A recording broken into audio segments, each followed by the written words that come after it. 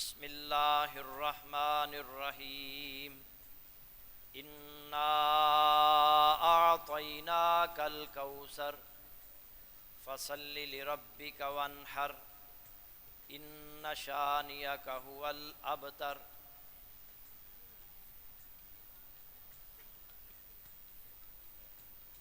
سورۃ الکوثر میں نے آپ احباب کے سامنے پڑھی ہے۔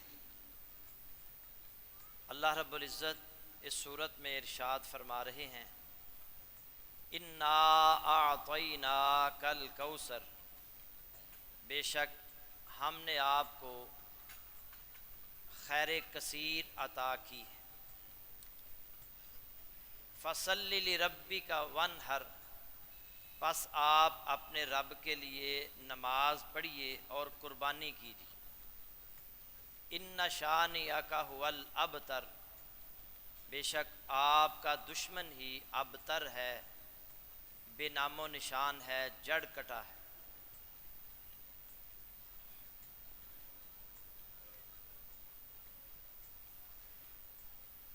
نبی صلی اللہ علیہ وسلم پر یہ صورت اس وقت نازل ہوئی تھی جب آپ کا آخری بیٹا بھی اس دنیا سے چلا گیا۔ آپ غم زدہ ہیں، بیٹے کی جدائی کا غم ہے، پریشان ہیں۔ برادری کے لوگ تعزیت کرنے کی بجائے آپ کو ابتر کہہ رہے ہیں کہ اس کی نسل آگے نہیں بڑھے گی، اس کا نام لینے والا کوئی نہیں ہوگا۔ بیٹے کی جدائی کا غم، اوپر سے برادری کے لوگ تعزیت کرنے کی بجائے ابتر کہہ رہے ہیں۔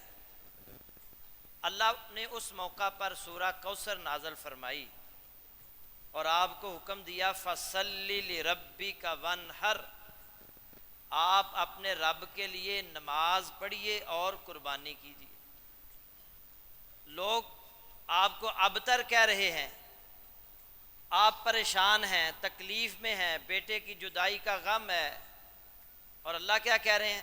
نماز پڑھیں اور قربانی کیجیے۔ اس سے پتہ چلتا ہے غموں کا علاج، دکھوں کا علاج، پریشانیوں کا علاج نماز اور قربانی،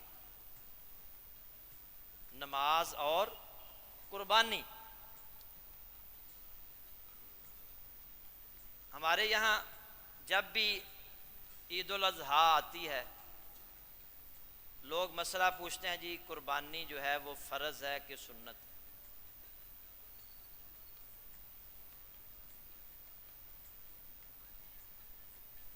یہی مسئلہ، یہی سوال ایک دفعہ عبداللہ بن عمر رضی اللہ تعالی عنہما سے کسی نے پوچھا کہ قربانی فرض ہے کہ سنت ہے؟ انہوں نے جواب دیا کہ اللہ کے نبی قربانی کرتے تھے، صحابہ قربانی کرتے تھے۔ اس نے سوال کیا میں نے آپ سے پوچھا ہے کہ قربانی فرض ہے کہ سنت ہے؟ انہوں نے پھر کہا اللہ کے نبی قربانیاں کرتے تھے، صحابہ قربانی کرتے تھے۔ اس نے پھر یہی سوال دہرایا، میں نے سوال کیا ہے کہ قربانی فرض ہے کہ سنت ہے؟ انہوں نے فرمایا تم نے میرا جواب نہیں سنا، اللہ کے نبی صلی اللہ علیہ وسلم قربانی کرتے تھے، صحابہ بھی قربانیاں کرتے تھے۔ مسئلہ کلیئر ہوا کہ نہیں؟ قربانی صاحب استطاعت پر فرض ہے،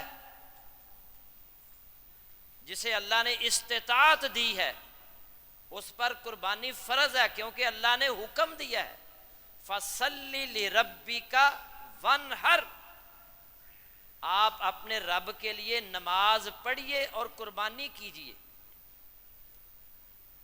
نماز فرض ہے کہ نہیں؟ نماز کے ساتھ ہی ذکر ہے فصلی، نماز پڑھیے اور قربانی کیجیے، نماز کے ساتھ ذکر۔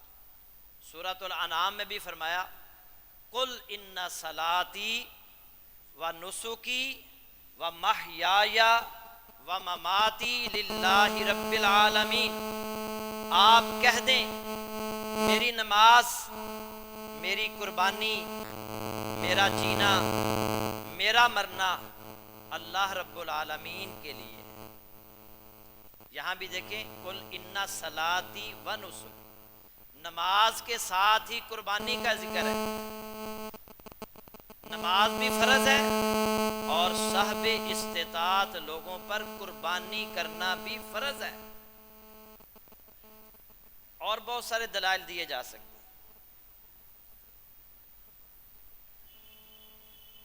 بات یہ ہو رہی تھی، بہت سارے لوگ پریشان بھی ہوتے ہیں جب ان کے کسی رشتہ دار کی شادی ہوتی ہے،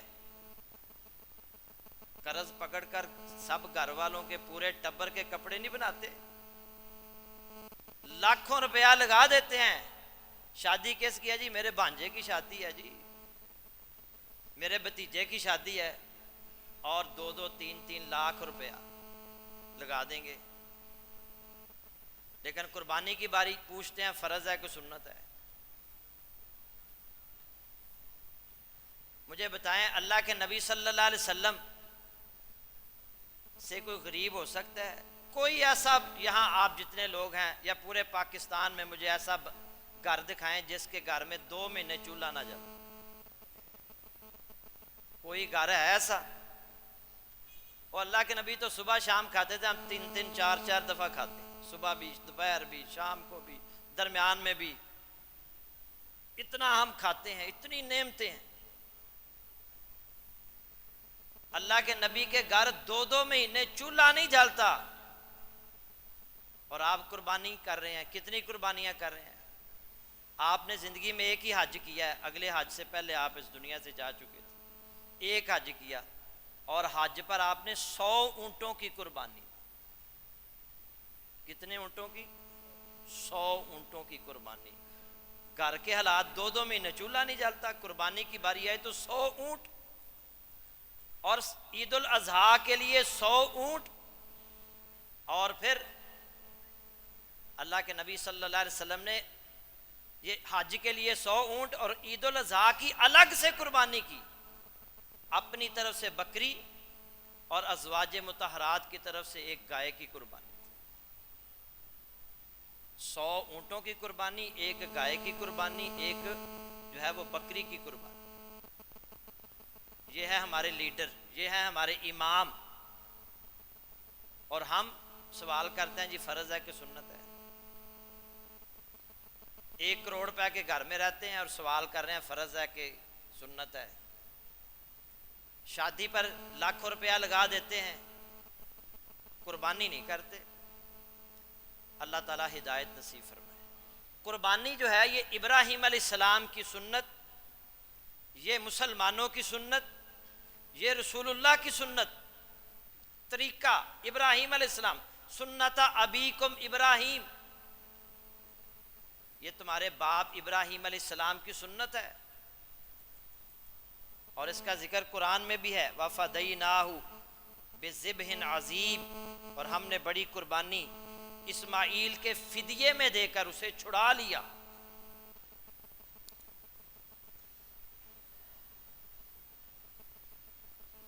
نبی صلی اللہ علیہ وسلم نے فرمایا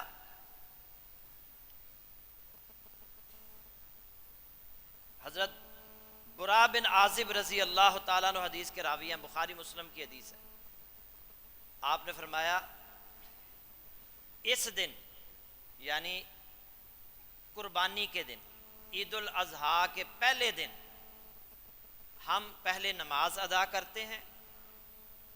نماز ادا کرنے کے بعد پھر ہم قربانی کرتے ہیں، اپنے جانوروں کو ذبح کرتے ہیں. من فعلہ فقد اصاب سنتنا، جس نے ایسے ہی کیا، پہلے نماز پڑھی اور پھر قربانی کی، اس نے ہماری سنت کو پا لیا ہے.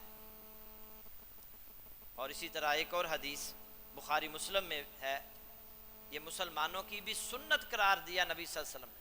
مسلمانوں کا طریقہ ہے یہ کہ وہ بھی قربانیاں کرتے ہیں. سیدنا انس رضی اللہ تعالیٰ عنہ بیان کرتے ہیں، نبی صلی اللہ علیہ وسلم نے فرمایا نماز عید سے پہلے جس نے جانور ذبح کیا اس نے اپنے لیے ذبح کیا ہے، اور جس نے نماز کے بعد ذبح کیا اس کی قربانی مکمل ہو گئی ہے. وَأَصَابَ سُنَّةَ الْمُسْلِمِينَ، اور اس نے مسلمانوں کی سنت کو پا لیا ہے۔ اور اللہ کے نبی صلی اللہ علیہ وسلم ہمیشہ قربانی کرتے تھے، ہمیشہ۔ حضرت انس رضی اللہ تعالیٰ عنہ بیان کرتے ہیں کان النبی یضحی بکبشین وانا اضحی بکبشین، بخاری کی حدیث ہے۔ وہ فرماتے ہیں کہ نبی صلی اللہ علیہ وسلم 2 چھترے 2 مینڈے ذبح کیا کرتے تھے، اور میں بھی 2 مینڈے 2 چھترے ذبح کرتا۔ اور اللہ کے نبی صلی اللہ علیہ وسلم نے ابھی میں نے بتایا کہ آپ نے حج کے موقع پر 100 اونٹوں کی قربانی کی، عید الاضحیٰ کی الگ سے قربانی کی، اپنی طرف سے بھی اور ازواج مطہرات کی طرف سے بھی۔ اور حضرت مخنف بن سلیم رضی اللہ تعالی عنہ راوی ہیں، رسول اللہ صلی اللہ علیہ وسلم جب عرفات کے میدان میں تھے تو آپ نے فرمایا تھا یا ایھا الناس، اے لوگو، ان علی اہل کل بیت فی کل عام اضحیہ، ابو داود ترمذی ابن ماجہ میں روایت موجود ہے، اے لوگو ہر سال ہر گھر والوں پر قربانی ہے، ہر سال ہر گھر والوں پر قربانی۔ اور اللہ کے نبی صلی اللہ علیہ وسلم نے شدید ناراضگی کا اظہار کیا ہے، جو استطاعت رکھنے کے باوجود قربانی نہیں کرتے۔ آپ نے فرمایا من کان لہ ساعۃ ولم یضحی فلا یقربن مصلانا، جو استطاعت رکھنے کے باوجود، آسودہ حال ہونے کے باوجود قربانی نہیں کرتا، وہ ہماری عیدگاہ کے قریب بھی نہ آئے۔ ہمارے یہاں یہ بھی مسئلہ بنا دیا گیا ہے، میڈ ان پاکستان مسئلہ ہے۔ کیا جی، جو صاحب جو ہے وہ نصاب ہے نا، زکوٰۃ کے نصاب کو پہنچتا ہے، اس پر قربانی فرض ہے۔ تو مجھے بتائیں کہ اللہ کے نبی صلی اللہ علیہ وسلم نے صاحب نصاب تھے؟ اللہ کے نبی صلی اللہ علیہ وسلم کے گھر میں 2 مہینے چولہا نہیں جلتا، آپ قربانی کر رہے ہیں، تو یہ بھی میڈ ان پاکستان مسئلہ ہے، اس کا اس کے ساتھ کوئی تعلق نہیں۔ اور دیکھیں کتنی آسانی ہے ہمارے لیے، آپ بکرا نہیں کر سکتے، آپ کے پاس 50 60 70 ہزار روپیہ نہیں ہے، تو آپ گائے میں حصہ ڈال لیں، 15,000 14,000 16,000 18,000 روپیہ حصہ ہے۔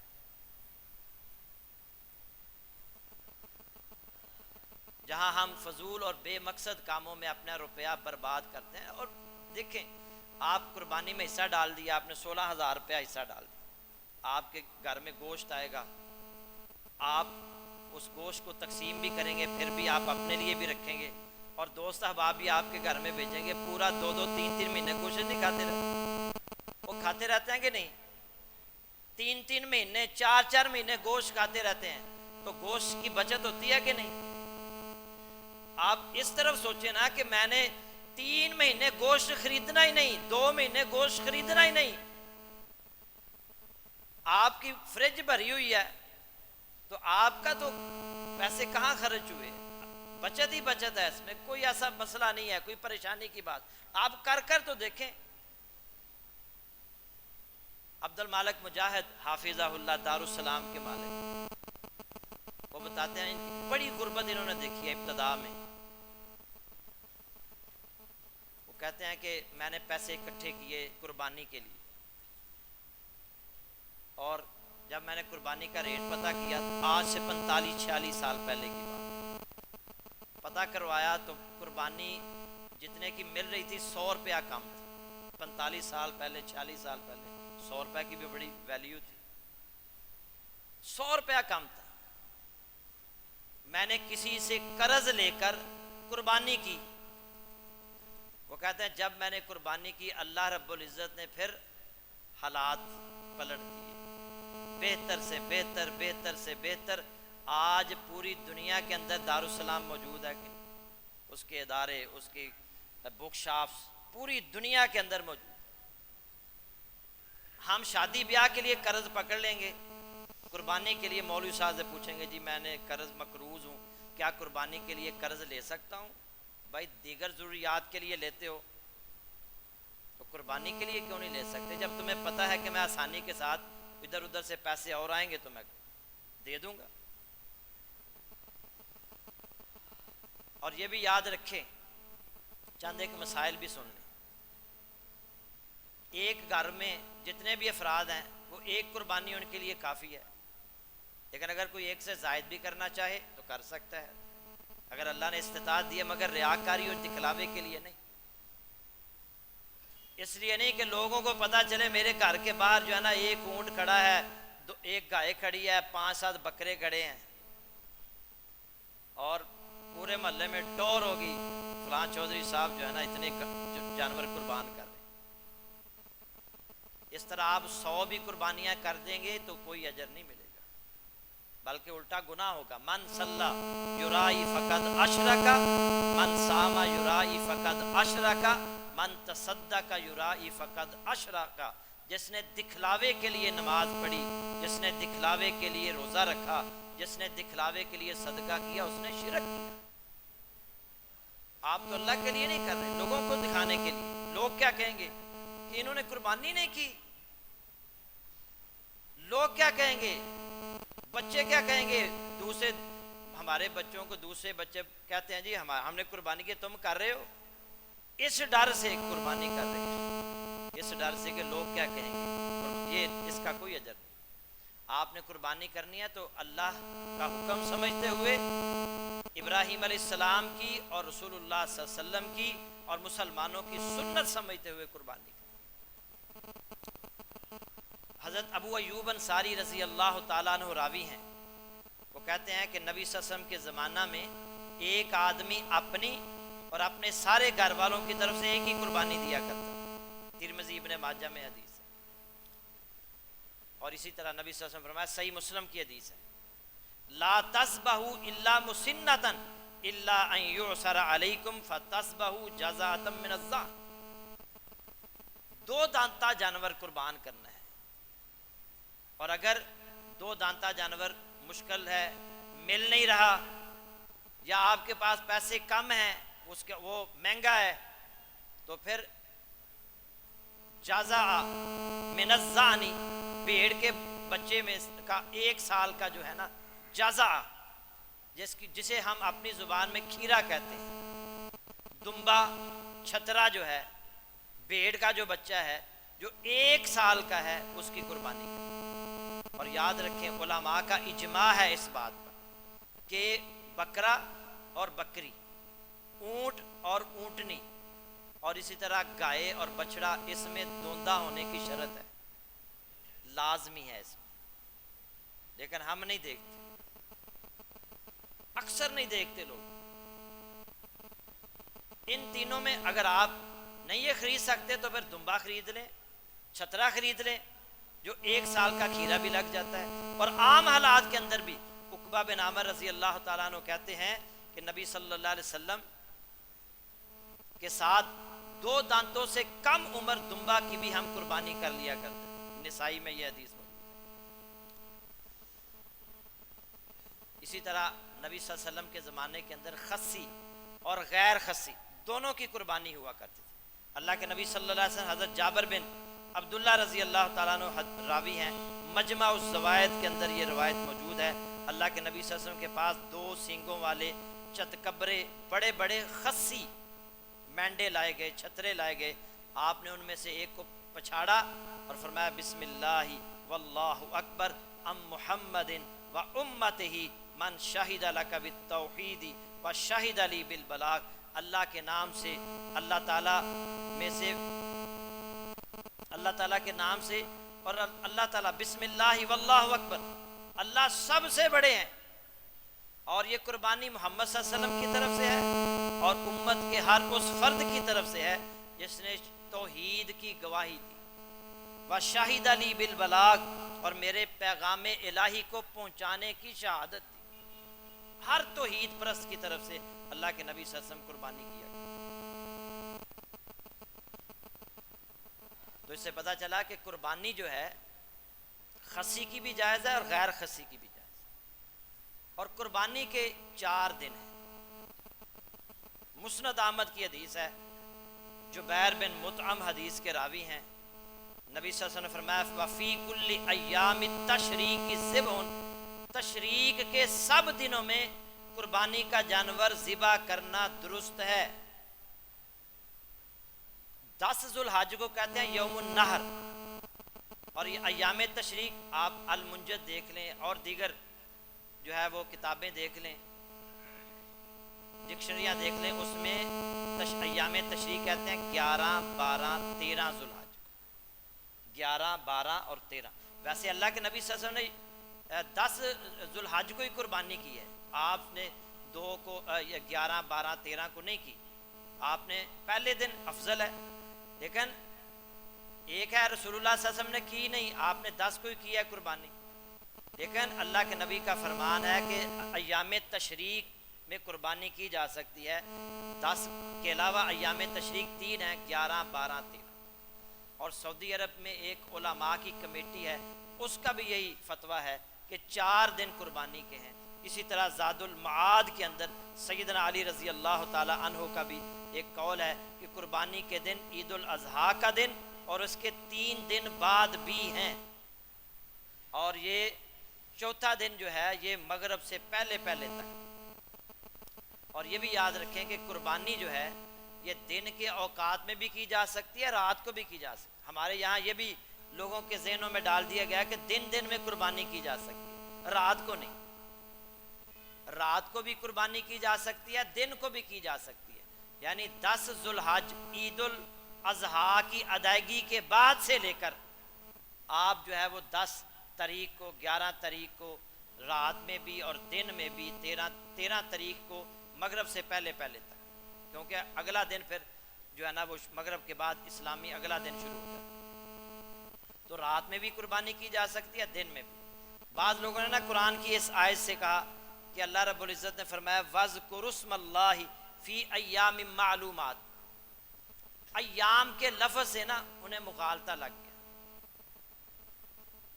تو یاد رکھیں اگر کوئی بندہ، میں ایک مثال دیتا ہوں، ایک بندہ کسی سے کہتا ہے کہ میں 3 دن تم سے کلام نہیں کروں گا، میں تم سے 3 دن کلام نہیں کروں گا، تو کیا اس کا یہ مطلب ہے دن میں نہیں کروں گا، رات کو کر لوں گا؟ کیا مطلب ہے اس کا؟ 3 دن کا مطلب کیا ہے کہ میں رات اور دن 3 دن تم سے کلام نہیں کروں گا، تو یہ ایام معلومات سے مراد یہ صرف دن نہیں ہے، رات اور دن دونوں میں قربانی ہو سکتی ہے۔ عورت بھی قربانی اپنے جانور کی قربانی کر سکتی ہے، عورت بھی ذبح کر سکتی ہے، بخاری شریف کی حدیث ہے۔ ابو موسیٰ اشعری رضی اللہ تعالیٰ عنہ نے اپنی بیٹیوں کو حکم دیا کہ وہ اپنی قربانیاں خود ذبح کریں۔ حضرت کعب بن مالک رضی اللہ تعالیٰ عنہ راوی ہیں، بخاری کی حدیث ہے، ایک عورت نے پتھر سے نا، پتھر بڑا نوکیلا تھا، اس پتھر سے بکری کو ذبح کیا، گوشت بنایا۔ نبی صلی اللہ علیہ وسلم سے پوچھا گیا اے اللہ کے نبی، یہ جو گوشت ہے اس بکری کو، جو بکری کا گوشت ہے اسے ایک عورت نے ذبح کیا تھا، تو کیا ہمارے لیے کھانا جائز ہے؟ آپ نے کہا ہاں کھاؤ۔ تو عورت بھی جانور ذبح کر سکتی ہے۔ مزید انشاءاللہ اگلے جمعے میں بھی گفتگو کریں گے۔ قربانی کا جو گوشت ہے وہ سارا خود ہی کھانا ہے یا کسی کو بھی کھلانا ہے، کہ اب اچھا گھر میں رکھ لینا ہے یا اپنے دوست احباب کے لیے رکھ لینا ہے، اور غریب بیچاروں کو جو پکانے کے قابل ہی نہ ہو وہ دینا ہے۔ اس پر انشاءاللہ آئندہ گفتگو ہوگی۔ اللہ تعالیٰ سے دعا ہے کہ اللہ تعالیٰ ہمیں قرآن و سنت پر عمل کی توفیق عطا فرمائے۔ وآخر دعوانا ان الحمد للہ۔